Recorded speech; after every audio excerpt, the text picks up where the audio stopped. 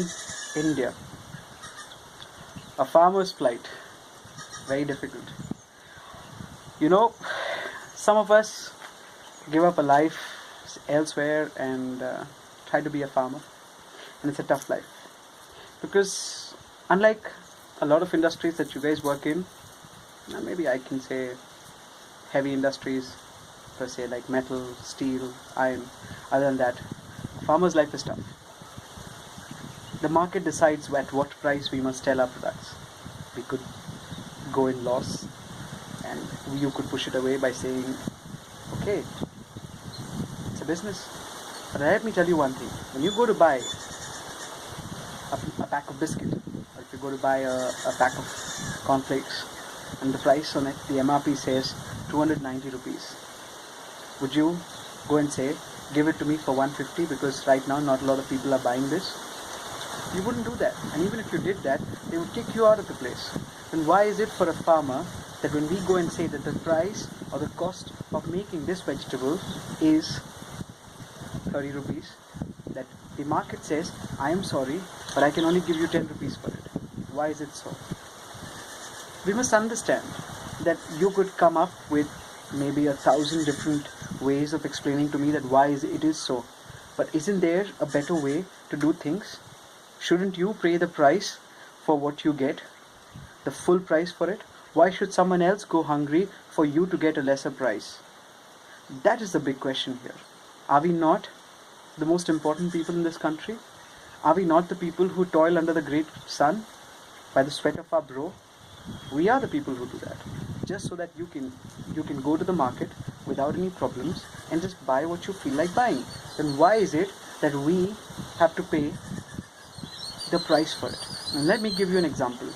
I go to the market and the market decides at what price that I should sell my product. Let me give you an example of moringa, muringakai in South India, or drumsticks as they call it.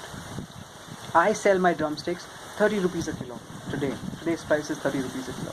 Do you know the shopkeeper who buys it from me sells it for 65 to 70 rupees? What cost does he have? Is his cost justified to my cost? Who is the person who's taking the maximum amount of risk? It's me.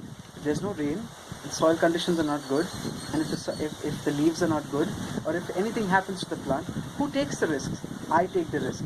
And if you can sell it at 65 rupees, and if you are willing to pay for it, why shouldn't I get the maximum lion's share of what's going on? You must understand this problem. You, my dear customer, you must understand that we the farmers, we are suffering. You are not at fault. I am not at fault. It's the middleman, and we all have been saying this again and again and again, that the middleman takes everything away. Let me tell you that the middleman definitely takes everything away.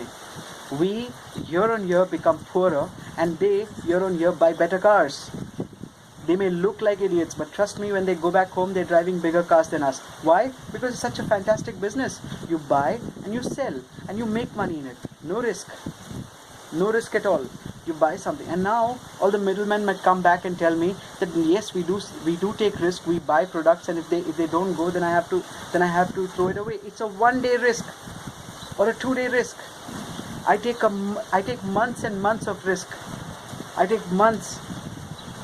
One vegetable takes 45 days. I take a risk of 45 days if it doesn't go well. And you know, when I go to the market, and if the product is a wee bit not right, you guys will not buy it. There's nothing wrong with the vegetable. You think that these vegetables grow in a pristine environment? They grow in this environment. There is a lot of things, and that is why you suffer by eating more and more chemicals on a day-to-day basis, because you want a shiny product.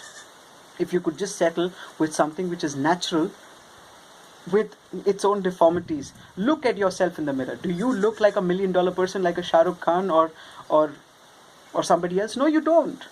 Not everybody looks beautiful, and that's how it is with vegetables or anything else that grows in nature. Nothing comes out to be perfect, and if you want it perfect, you suffer because you want that much more. Now coming back to organic revolution, organic, when you say organic, you got to pay a much higher price than what you're paying for it right now, because there's a lot of wastage.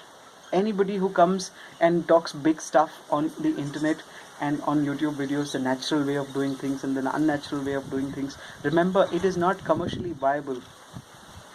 If it's not commercially viable, our farmers will never ever reach a certain point. Do you not want to see your farmers to have a better life, to have a better house, to have a car?